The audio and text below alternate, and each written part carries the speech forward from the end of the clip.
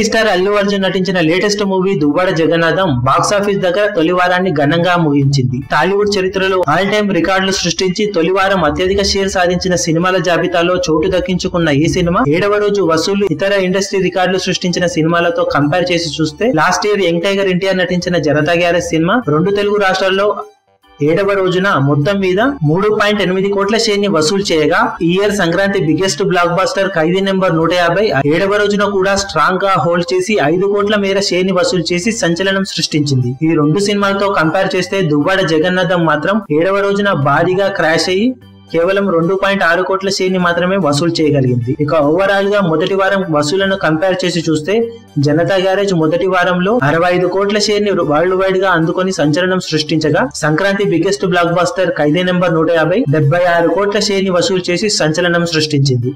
ఈ సినిమా కలెక్షన్లతో దువ్వాడ జగన్నాథం సినిమాను కంపేర్ చేస్తే తొలి వారంలో 63 కోట్ల షేర్ ని వరల్డ్ వైడ్ గా అందుకొని సంచలనం సృష్టించింది. మిగిలిన సినిమాలకు ఈ సినిమాలకు కలెక్షన్లలో ఎంత తేడా అంటే జనతా గ్యారేజ్ కన్నా ప్రస్తుతం 2 కోట్ల వెనకబడి ఉన్న దువ్వాడ జగన్నాథం ఖైదీ నెంబర్ 150 కన్నా ప్రస్తుతం 13 కోట్లకు పైగా వెనకబడి ఉంది. ఈ కలెక్షన్లలో ఇన్ని మార్పులు రావడానికి కారణం ఖైదీ నెంబర్ 150 మరియు జనతా గ్యారేజ్ లు అటు ఓవర్సీస్ లోను ఇటు కర్ణాటకలోను రెస్ట్ ఆఫ్ ఇండియాలో అద్భుతమైన వసూలను కురిపించగా దువ్వాడ జగన్నాథం మాత్రం మిగిలిన చోట డల్ అయిన 2 తెలుగు రాష్ట్రాల్లో స్ట్రాంగ్ రన్ ను కొనసాగించడం వల్ల ఈ కలెక్షన్లలో మార్పులు భారీగా జరుగుతున్నాయి. 8వ రోజు కంపారిజన్ ఎలా ఉందో రేపటి వీడియో.